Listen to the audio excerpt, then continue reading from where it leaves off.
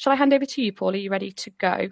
Yeah, sure. Just for my peace of mind and to make sure everybody else is okay, just to check that that's sharing okay, Alicia. That's absolutely fine. Yeah, it's sharing absolutely fine. So if you just want to head to the next slide just to make sure we can transition. Yes. Perfect. Absolutely, Paul. That's brilliant. So off you go, and I'll let you know if there's anything I need from you. Fantastic. Thanks, Alicia. And again, a very good evening to everyone joining. Just as a little bit of background information, everybody. So my name is Paul. I'm one of the qualified career coaches at the University of Leicester. I've worked at the university for about 7 or 8 years now. And as some of you are perhaps aware, we have sort of 3 colleges or faculties, if you like, within the university. And I've been fortunate enough now in my time to have worked with all 3 of them. And obviously, in doing so, worked with both undergraduates and, of course, postgraduates in those areas at the university. It's really nice to be able to come on and talk to you this evening. Really, my slides, I'm hoping for no more than half an hour, because, as Alicia said, it'll be nice to perhaps get into discussion or address any questions that you might have. The 2 main areas that I wanted to kind of go over with you this evening were a little bit around kind of motivations for doing a master's in general, and of course at Leicester. Why might you consider it? How might it help you in your development? And then the second half really is a bit more around the careers and employability support that we provide for master's students. And again, just to reiterate Alicia's words, feel free to drop some questions into the chat. If we can answer them straight away, we can, perhaps with a link or something typed, but we can always address them in the sort of the second half of the session. So I hope that sounds okay. And without further ado, the first thing I just wanted to kind of go over a little bit with you was around kind of motivations for completing a master's. And this is something that I'm asked a lot, really, when I see students perhaps one-to-one or online, something around why might I do a master's, and in truth there really are lots of reasons as to why you might consider it, and just to kind of go over the main ones for you, it may be that in terms of the ideas that you've got, your in terms of sort of career areas or a specific job role, if you like, it may be that a master's is required. And in order to specialise in an area or to move towards a job role, it's necessary. And perhaps the best example I can think of in the UK over the last sort of few years has perhaps been teaching. If you want to go into that in some capacity, it's a necessary requirement to do it. So motivation number 1, if you like, is if it's actually required in order for you to specialise. As I'll perhaps go on to talk a little bit about in terms of skills development, and those of you that are, perhaps undergraduates now, something we've been quite keen to kind of push at Leicester is that you do really kind of develop yourself as a student, and in particular around kind of what we refer to often as transferable skills that you can take into industry or further study. And again, a master's is a very useful option in terms of kind of developing yourself and your skills. One that's often kind of, maybe not given as much notice as perhaps the others, but is just as important, is if you're really passionate about your subject area and just want to continue learning. Again, those of you that have perhaps started to research master's options or you have done, you'll perhaps realise that a postgraduate option perhaps gives you an opportunity to really kind of refine down what you're studying. As again, you would know, a lot of kind of degree subjects can be quite broad in terms of the subject matter, and a master's gives you an opportunity to kind of just zone it down a little bit and really kind of immerse yourself in an area of interest. And as again, I'll perhaps talk a little bit about in sort of a wider context. If you really have that motivation and that joy for that area of study, it's an option for you. So again, passionate about your subject area. Why complete a master's? A little bit more on this now. So we'll go into those bullet points perhaps in a little bit more detail. we talk a lot at Leicester around this idea of a future you. And at whatever stage of your learning or your journey or your career you're at, where would you like to go? What would the future you look like?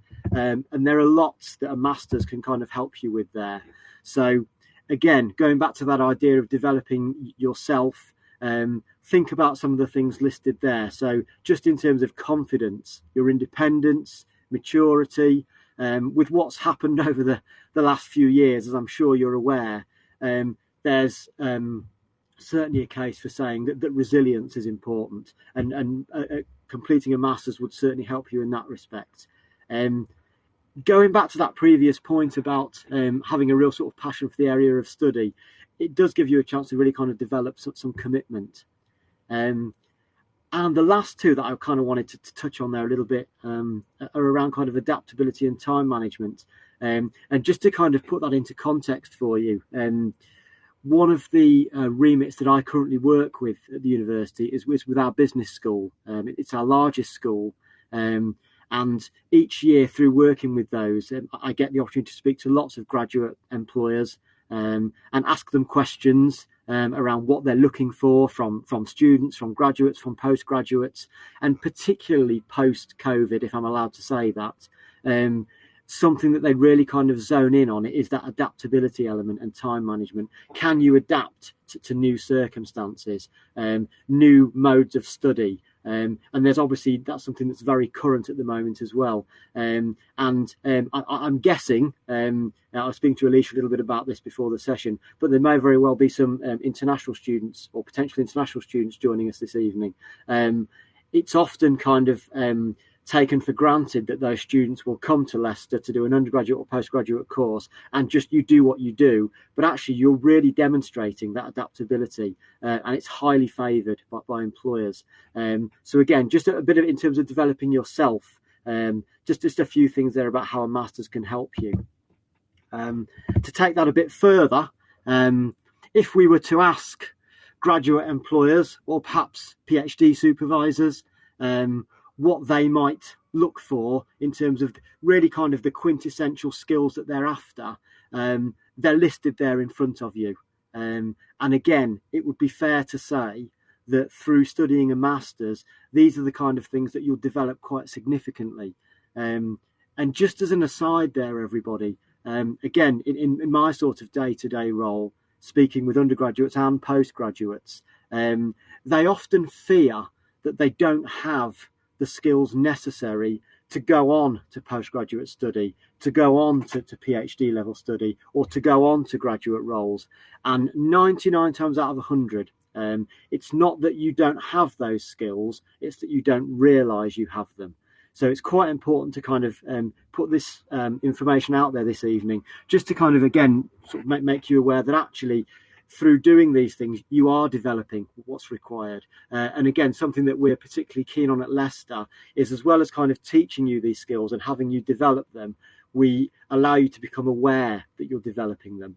And I suppose I'm really saying that with my sort of careers professional hat on, having looked at lots of CVs in support of lots of students with interviews and personal statements.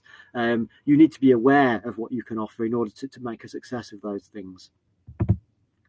And again, just to point out, they're perhaps some of the most common and most sought after skills, but completing a master's will give you many, many more depending on what the content is. We talked a little bit about specialising. A master's does give you an opportunity to transfer into a new discipline.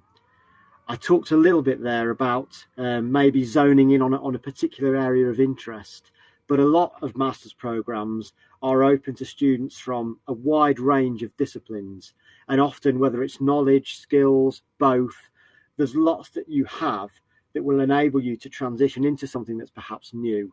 And again, it's perhaps a little bit of a long-winded way of me saying, don't feel very defined. If you're an undergraduate and you're studying something that you feel is quite specific, a master's does give you the opportunity to take elements of that and branch out into different disciplines. So it is a possibility. That second bullet point there we've kind of covered. It gives you that opportunity to kind of zone in on something that really interests you.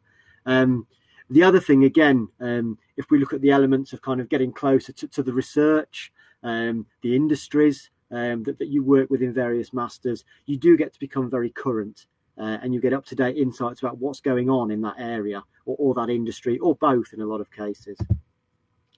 And something that I'm particularly keen on, and if you have spoken to me, if you end up speaking to me, I'll invariably mention at some point when we speak about networking, and really kind of making those key contacts. And again, a master's is a great vehicle that enables you to kind of do that and build an effective network. And finally, again, something that's a little bit more kind of sort of logistical and practical, if you like, it will allow you to meet requirements for membership or registration of certain professional bodies. In some cases, a master's is required, and therefore gives you that pathway to do that. Worth pointing out, again, something I get asked a lot, how does a master's work when it comes to enhancing your chances of graduate success? Potentially, and I'll say potentially there because it's not always the case, there is the opportunity for a higher salary. And again, that can be very much down to the area that you go into, but there is the potential for that. And again, potentially the chance of being in highly skilled employment, which is the aim for the majority of students who study at that level. So there is the opportunity to kind of go into those sort of higher levels in terms of the employment market. Lower unemployment rates for postgrads. What can I do after my master's? And again, I tend to find in my conversations with students that people often approach these with kind of different motivations, different ideas and goals in mind. Some students will, as we've said, approach a master's with very much, I just want to immerse myself in that subject area and then come to this. Others have a bit more of a linear path in mind. I'm looking to get my master's so I can do this. So it's worth us just taking a few minutes just to kind of go over, what can I do after my master's? So a few things here. One of the more obvious ones is graduate jobs, graduate schemes. And these are opportunities that employers put out there specifically for people who have just finished their degrees or their postgraduate qualifications. And again, there are some of those positions that are specifically open just to postgraduates. So joining the employment market via one of those is certainly an option, but it's not the only work option. Again, something I am asked frequently is, what exactly defines a graduate job or a graduate scheme? And to be honest, folks, there's not a really easy answer. Often it can be down to who they're open to, and it may be that the employer is looking to seek a graduate. So, for example, with a graduate scheme, it's really only open to people who are just about to finish their degree or postgrad. But there are also lots of full-time work opportunities out there that are open to everybody, including graduates and postgraduates. So we wouldn't want to discount those. So that kind of other world, if you like, of other work opportunities. Mentioned already, potential to go on to PhD study, as many postgrads do. So also an option. And then something else we've touched on as well in terms of kind of going on to complete professional qualifications via a master's. So just a few things there to give it quite sort of a broad area. If you're thinking, okay, what do I do after my master's? There's quite a lot within that space there. And finally, self-employment. Self-employment is something that is growing, certainly in the UK. I'm fortunate enough to be able to work with University of Leicester's Innovation Hub, which was set up a few years ago, with the aims of supporting local small businesses, but also supporting our students if they're interested in setting up or starting their own business. We talk a little bit these days about portfolio careers, and if that's something that you're not familiar with, often something that students do and graduates is perhaps have more than one role, and maybe that you're looking at working freelance or having a business idea alongside something else. So again, something else to kind of consider there.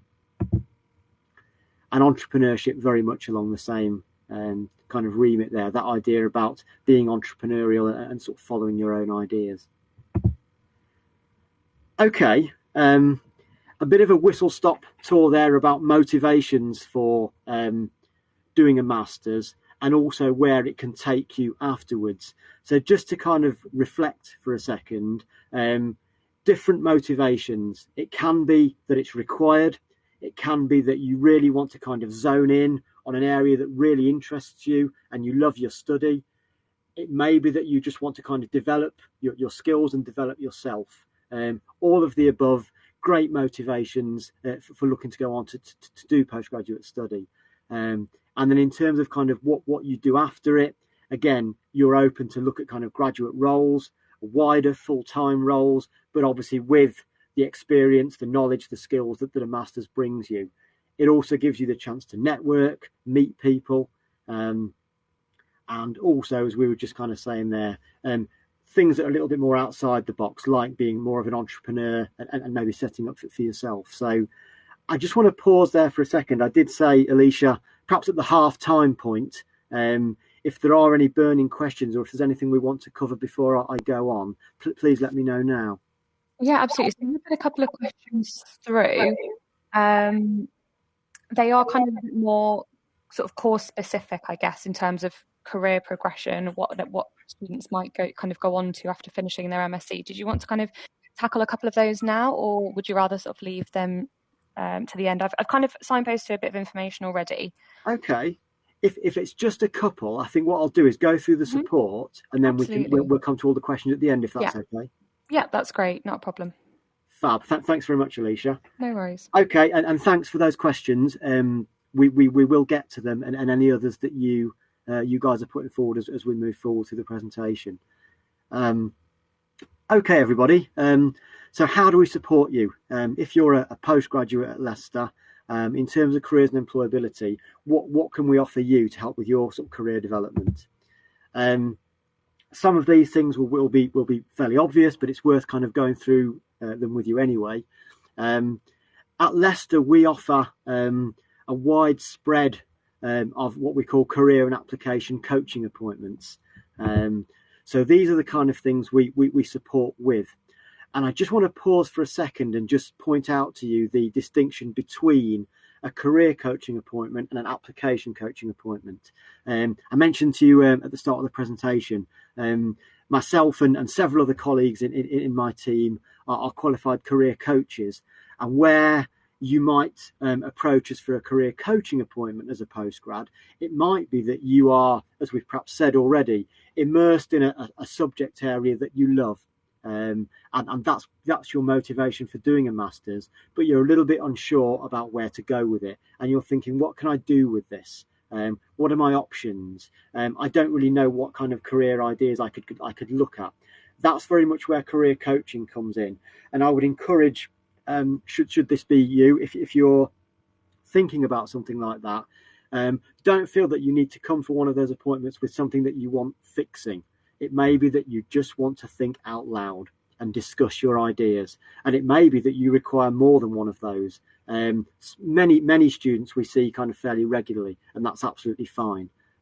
So career coaching is a little bit more kind of an open forum to kind of discuss your ideas, get some advice, and just kind of have a bit more of a conversation about your ideas moving forward. Our application coaching appointments, again, open to all, are probably more around kind of, I need some help with. So, for example, some of the things we have here, like CVs and cover letters, completing online tests, which some employers often require, preparing for interviews, putting together an effective LinkedIn profile, application forms, those kind of things. I would say, everybody, that the way we're working these days, that wouldn't be an exhaustive list. Again, there are other things often that students kind of want some support with. And to give you some examples off the top of my head, I've seen people in career coaching appointments that have discussed optional modules in relation to kind of, the career paths. Which modules could I choose? Anxiety about kind of interviews, mindset techniques, those kind of things. So we are a little bit broader, but just to kind of, I wanted to give you a bit of a flavour there for kind of some of the things that we can support with. So again, in terms of further support, mock interviews and PhD guidance is something that we do look to kind of tailor our support towards. We do have specialist colleagues in the team who will support with applying for a PhD.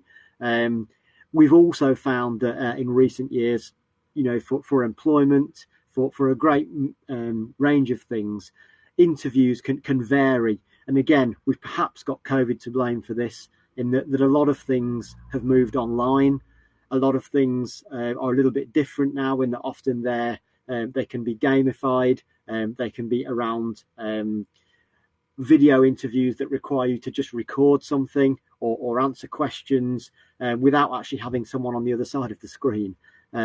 So things have moved on, but I guess this is kind of me saying, rest assured, we have the support in place to be able to help you practice and also approach these things. Again, going back to the pandemic, it feels strange everybody saying that this is a positive that's come out of it, but certainly the way we work as a careers and employability team, we're a lot more flexible now. And in terms of our interactions with students, postgraduates, graduates, our appointments are available in whatever way is best for you. We can speak face to face.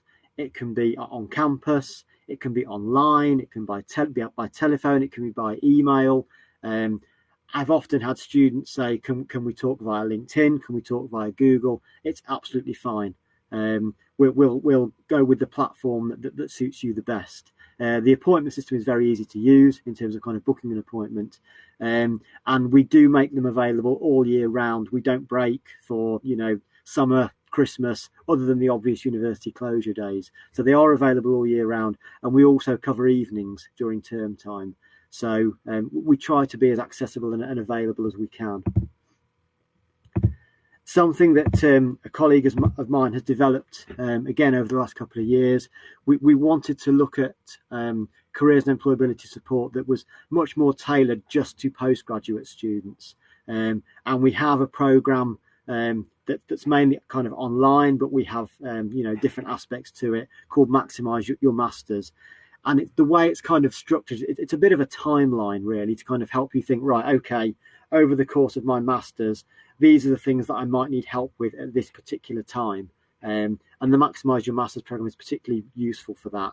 There are also, as it says here, simple sort of step-by-step guidance, how to find and apply for work experience, insights into the recruitment process, which again, particularly useful if you're perhaps an international student, but certainly useful for all postgraduate students anyway.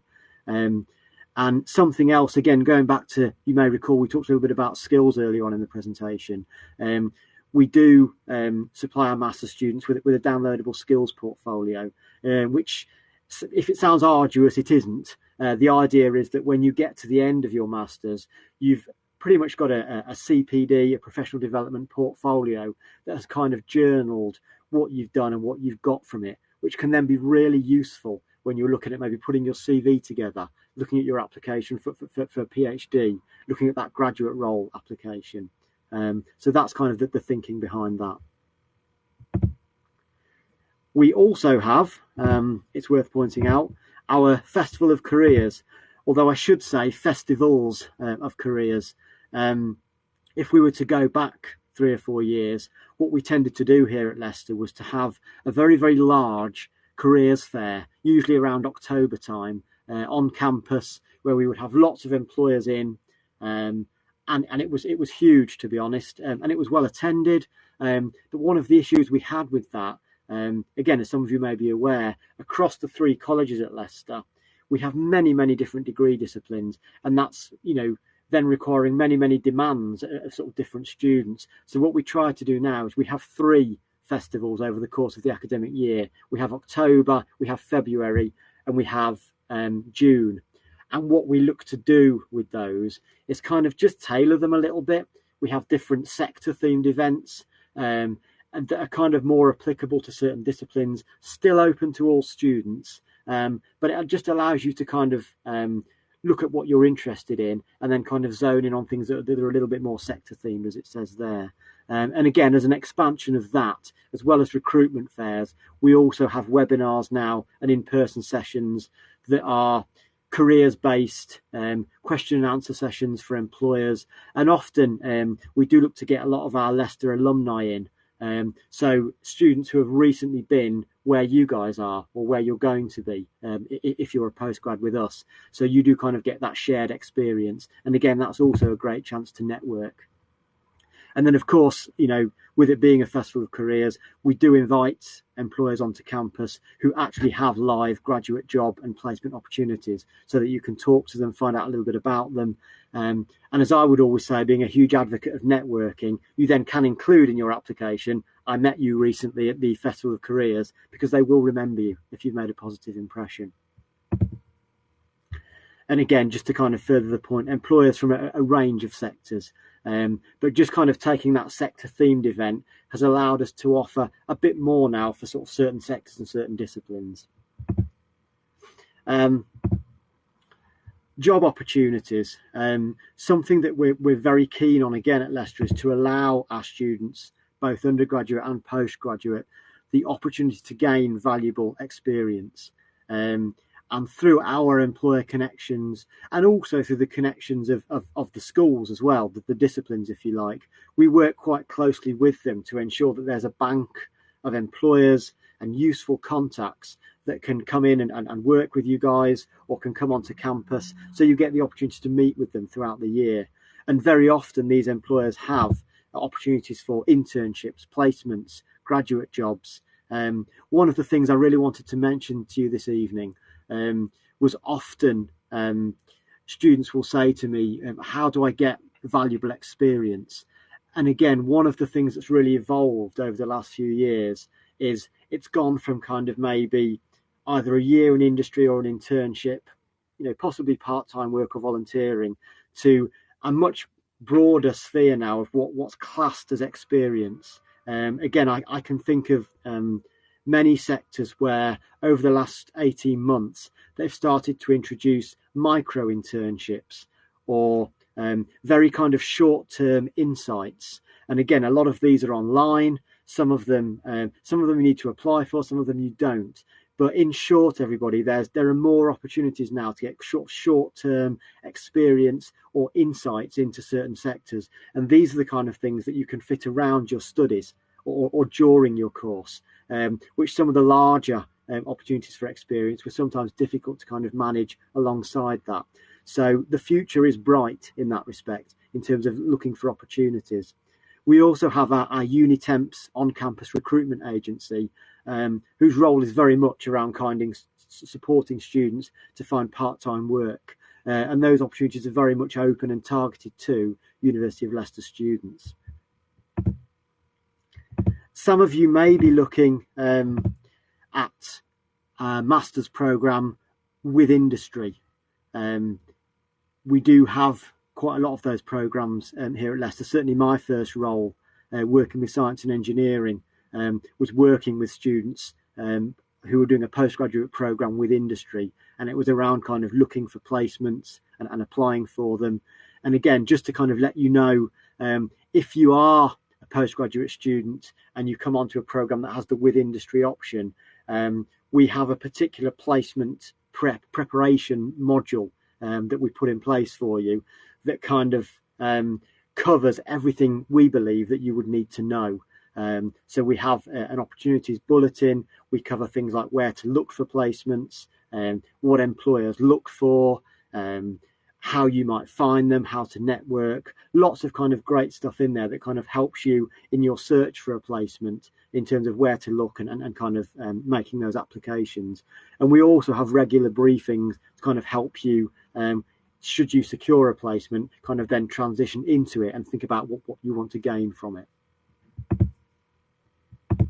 I've talked a little bit, guys, about international students. And again, I believe you've had a couple of other webinars, or will be having some, that kind of take these into a lot more depth. But again, just to kind of let you know that for international students, we do have resources on working in the UK during and after study. We do have resources around finding work outside of the UK. And then again, as we've perhaps mentioned, links to kind of visa guidance within and outside of the university.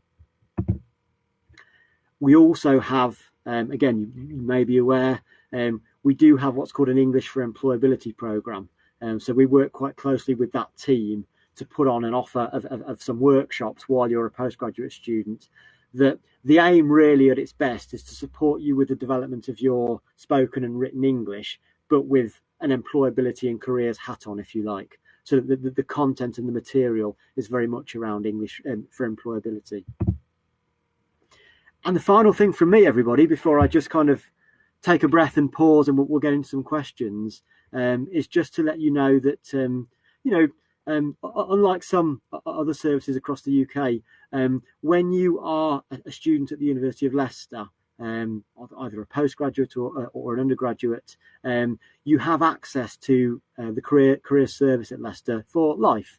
And it's quite nice. I have had graduates that have been graduated a year, 3, 5 years, who will get in touch and say, I'd like some help now, Paul. And that's absolutely fine. And it's great to hear from them, great to see them. So that support is there, for a lifetime, as it says nicely there. I'm going to stop sharing now, everybody. So I'll just take a second to come out of that. Fantastic. Thank you so much, Paul. It was really, really helpful, really informative, and yeah, just it gives such a great insight into the provisions that we have at Leicester. I was a student there myself, so I did my undergraduate degree, my PhD. I've used the Career Development Service, and honestly, it's fantastic. And to know that you have that support kind of taking you throughout your journey through life, it is also fantastic as well. So thank you so much for that. I've had lots and lots of chat on the chat box. Actually, we've had loads of questions come through. It's been really, really nice engaging with you all, and hopefully some of my answers have sort of done everything justice for some of them. So I've pinned quite a few messages. Lots of people are asking kind of the career prospects after completing various different courses. So I've kind of signposted lots of people to their course websites. I believe on all of our PG pages, we do have a section below sort of course description and entry requirements. We do have one called Careers and Employability, and from there you'll be able to see quite a few different career outcomes, but also there are links on there to the Career Development Service as well. So do take a look at the links that I'm sharing. I appreciate I'm probably doing a lot of signposting in the chat, but hopefully that is helpful for everybody. I don't know if Paul, you wanted me to go through a couple of those and kind of if you wouldn't mind, Alicia, that would be great. Yeah, fine. Yeah, fire away. Okay, so I've answered that one. So we had, what kind of opportunities after completing a master's in media and advertising? Interesting. And on that note, thank you for that question. I was meeting earlier today, I kid you not all, with the education director from that school. And we were talking about kind of, what sort of opportunities there were. Again, I guess it does really depend on your ideas, because again, one of the things we discussed was just how broad that area has become, and one of the colleagues in that team was actually talking a little bit about kind of media with a small m and media with a capital M. And we were talking a little bit about expectations, which I guess kind of ties in with that question there. We do have students go on to our media programs, both at undergraduate and postgraduate level, with a view to kind of ITV, BBC, very kind of that kind of media focused.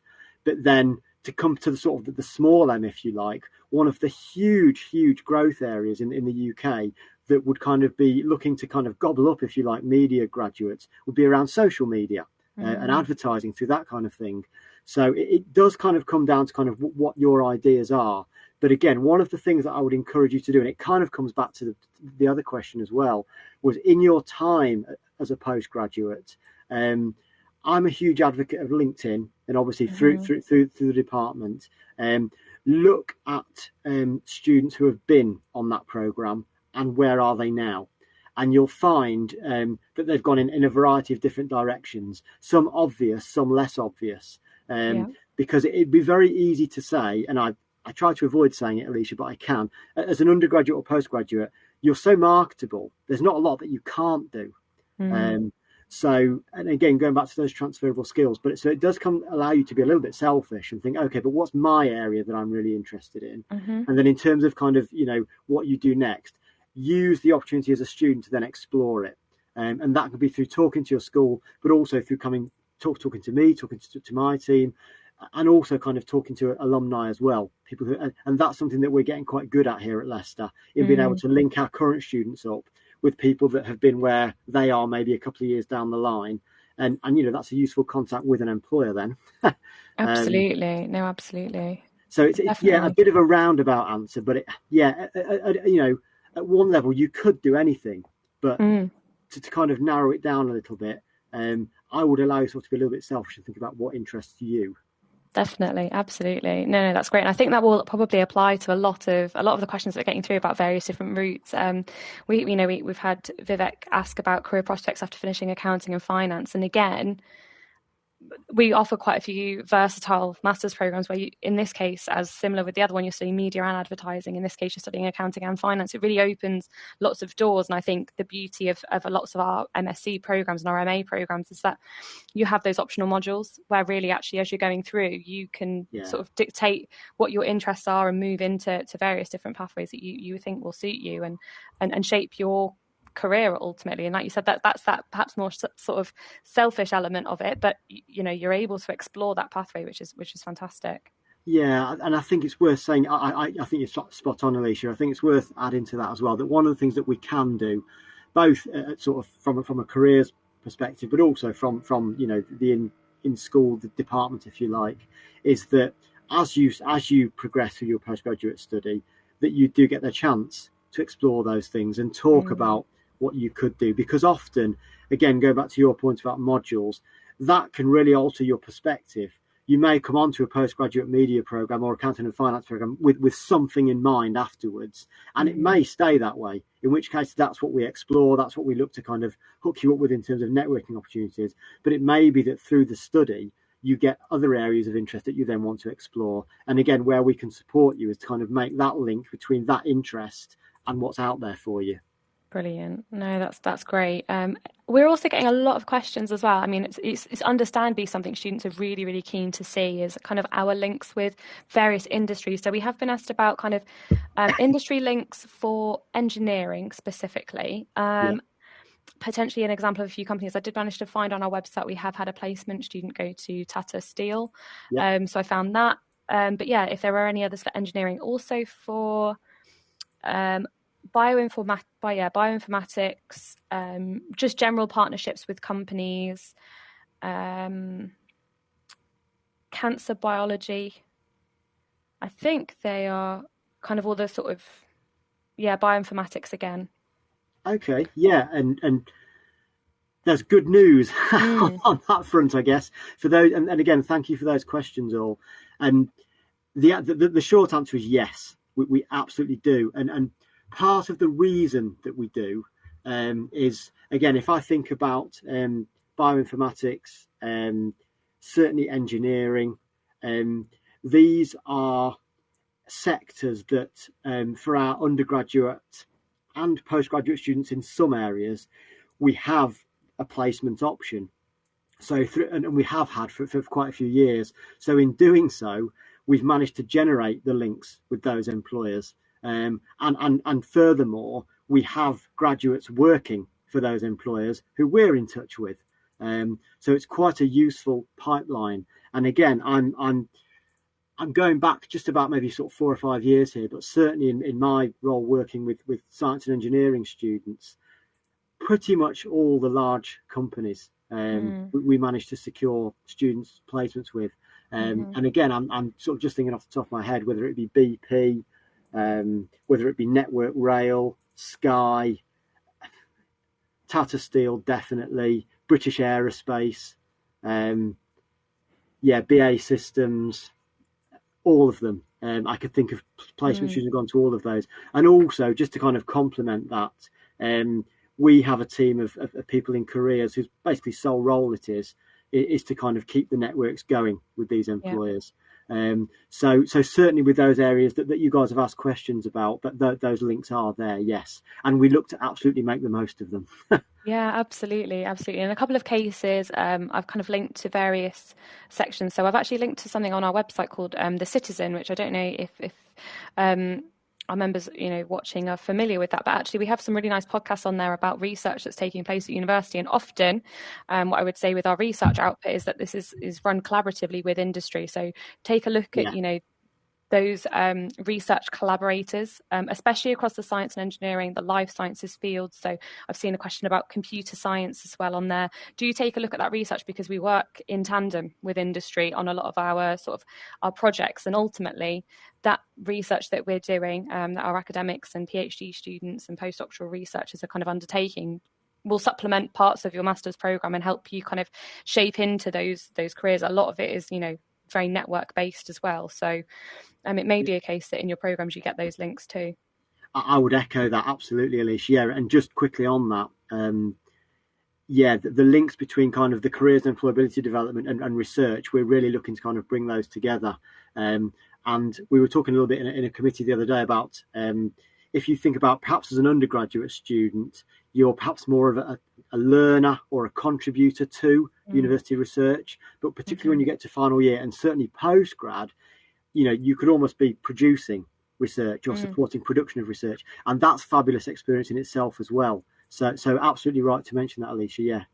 Yeah, definitely. Another great thing that I highlighted in our chat is our uni buddy function. So there will be students who are kind of currently on those courses that you're looking to study. Yeah. Feel free to get in touch with them. They are those students who are currently living and breathing that master study. They're just maybe 12, 18, 24 months ahead of you in that cycle. So do get in touch with them about specifics to do with courses, especially those with placement opportunities in their master's programs. Do you kind of get in touch with them, reach out to our students that we have. They really have the on the ground best knowledge, which is, we're really lucky for that. So there's a couple of other slightly different questions. Let's take a look. One thing which I thought was great from Ryan, to what extent is the career support available to distance learning students the same that is on campus? And I think this is really important that we talk about, because we have such a vast provision of distance learning courses as well. Yeah, thanks, Ryan. Absolutely great question. And again, something that we've kind of learned a lot about in the last sort of 3 to 4 years. And again, one of those things really where, as a result of what's gone on, we've really managed to evolve the offer, because, going back 5 or 6 years, we might have had some great stuff going on in terms of careers and employability, but then it was quite difficult to kind of map that across to distance learner students. What we try to do now is almost everything that we do make it accessible to distance learner students. So, for example, the obvious one, as I perhaps touched on in the talk, is the careers appointments. We used to have a building on campus, and that's where you came for an appointment. We still have that, but when you go on to book an appointment now, it can be online, it can be on the platform of your choice. And also, again, particularly with term times, we try to cover evenings. And again, I always say to students who take up that option, please don't see it as a one-off. If you're thinking about something like options with your masters, what careers can I do? Often you only touch the sides of that with maybe one appointment. So there is the opportunity for repeat business there. And also a lot of the things that we kind of talk about that I've mentioned this evening. So things like CVs, cover letters, applications, where to look. All of those resources are now in our website, which has been revamped, thank goodness. And again, is accessible to distance learner students. What we want to do is start to take this even further. And I mentioned perhaps at the end there around kind of that portfolio approach, because at its best, what we're looking for here is some CPD, continuous professional development, for our students. So you get the chance to kind of journal your experiences, what you get. So you've almost got a bit of a portfolio at the end of it. And again, that's something that we're looking to bring in for all students, and could work with distance learners as well. So the aim, Ryan, and again, great question, is to kind of get to that point where as a distance learner, you pretty much get access to everything that an on-campus student would get in a nutshell. But thanks for the question. Lovely. So I'm just answering a couple of questions in the chat whilst we're going. There's a few things I can support with about cast numbers and various sort of things. But let me see if I head to the pinned messages again. We've actually got somebody who says, "Hi Paul, very informative session. Thank you. Thank you. Thank you. My first question is, I'm a full-time police officer keen to do my master's. Who would have thought my plan was to leave education at undergrad? Would you recommend going full-time or part-time for their MSc in crime justice and psychology?" The second question is usually, what is the usual application process? Does it include an interview? So I can always support with the second part of the question, Paul, if you need me. But I think, yeah, I'll definitely hand over to you for the first part. Yeah, no, and it's a good question. And again, something that, yeah, it is worth thinking about, because obviously you're kind of juggling other responsibilities. My what might sound like a bit like a sitting on the fence response would be, first off, it's great that there are the options, that sort of part-time, full-time, and it needs to be what's right for you. What I certainly wouldn't say is that it's something that you have to get done as quick as you can, so therefore go for the full-time option and kind of juggle everything else. It has to be what's right for you. I work with criminology, and I know who runs that master's, and I know that they would say the same, in that kind of talk to them, get a feel for how the course is structured, what the assessments look like, immerse yourself in getting the information you need for that, and I think that would sway you one way or the other. And again, there's no right or wrong with that, but I do think consider it in terms of your own circumstances, and don't feel shy about. And I would kind of put this across to everyone attending tonight. Don't feel shy about kind of seeking out further information. We obviously we have our open evenings, our open days, but our teams are very receptive to questions. If you're looking to kind of get in touch and say, actually, I've got these circumstances, I'm just thinking how this would work for me. By all means, ask them, and I'm sure Alicia would concur. Our teams welcome inquiries. We would rather that you came onto study here with us at Leicester fully in the know about what that structure looks like, and what the hours were like, what the assessments were like, and sometimes you don't get all of that from that one open evening, or you think of things later on. Absolutely seek out the questions the answers that you need, and what I think you'll find is it will sway you one way or the other, but certainly no right or wrong. It needs to be what's right for you. Absolutely, definitely, that's great. And then in terms of the application side of things, it's a process that you can go from the course page. So if you're on the MSc course section, there will be a button that says apply now. If you head to that link, it will take you to our external site called My Student Record, and on there there'll be a series of different kind of steps that you need to fill in. So some of those will be personal details, contact information, but what we will mostly require from you is kind of any information regarding your UK or home status, whether that may be whether you're a UK student, or an international student, but also we would need also to take a personal statement from you. We don't typically interview for our master's courses. However, in some cases, they may request that. So keep in touch with the admissions team. But typically, it's a personal statement. And we will have some content coming out online. So I ran a session early last week on how to actually apply for your master's programme. I guess the thing with personal statements, and again, this is something that Paul probably does day in, day out, bread and butter, but it's making sure that you have really, really clear examples for us in your application. So let us know of your skills and kind of evidence that. It's a really key thing. Another thing we'd love to see is your motivations, why you'd like to study that course, your passion for the University of Leicester, but also your passion for that course specifically, whether it's certain modules that interest you, certain research that's coming out of the university. So that will be kind of the process that's involved. We don't typically ask for an interview. It may be a case that there's a follow-up from there. But yes, I would, take a look at starting the application. It does kind of follow through quite nicely, and there are links out for, if you need further support.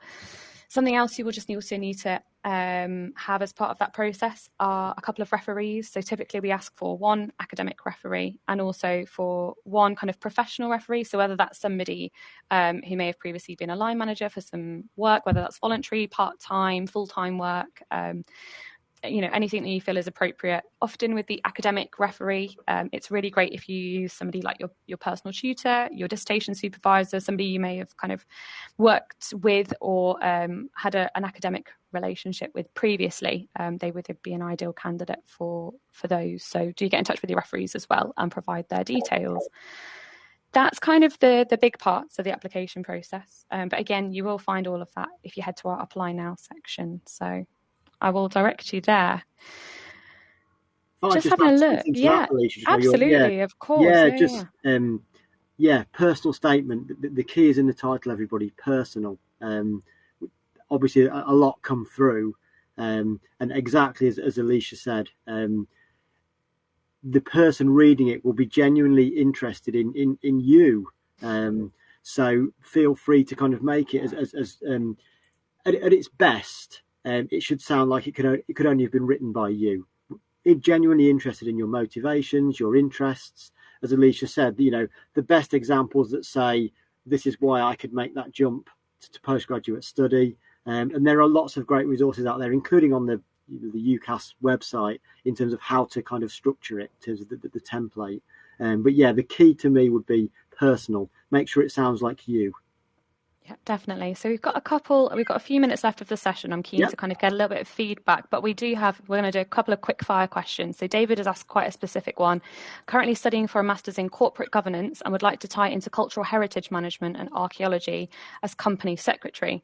Is this a possible route within University of Leicester? Of which, from my knowledge, we have courses that do sit well within sort of heritage. Our museum studies and heritage courses may sit very well for that. I guess two things on that. Firstly, you read my mind, Alicia. I think certainly up to my knowledge that there are links there. And also I would just kind of expand a little bit on, and again, thank you for the question, on what I talked a little bit about earlier, is that sometimes it's easy to think, actually, can I make that transition from sort of here to here? 9 times out of 10 you can. And it certainly sounds like it on this occasion, a very valuable set of transferable skills and knowledge. But again, and I'm sure as Alicia would echo, if in doubt, ask the question. Certainly of those people who, with the heritage kind of stuff, we have some great colleagues who kind of support those areas, and they will be more than happy to answer that. But certainly on that occasion, I would think there are huge positives there for that sort of transition. Alignment, I should say, David. Yeah. Absolutely. So I've just popped this on the screen. If anyone is kind of thinking of heading out the session, please do leave us some feedback. We love to kind of hear how useful you found this session. Again, it's just a short Menti one. It's using the same link before. We have only got a couple of minutes left. So I think we did kind of touch briefly upon advanced computer science already. Do you have any kind of corporates in mind, Paul, regarding our computer science? I think we've got a question just about that. Yeah, are we thinking in terms of organisations? Yeah. I mean, I'm in a nice position to be able to say that. Yeah, I can certainly think of students who have gone to IBM, Microsoft, in recent years. You name it. That's where they've gone.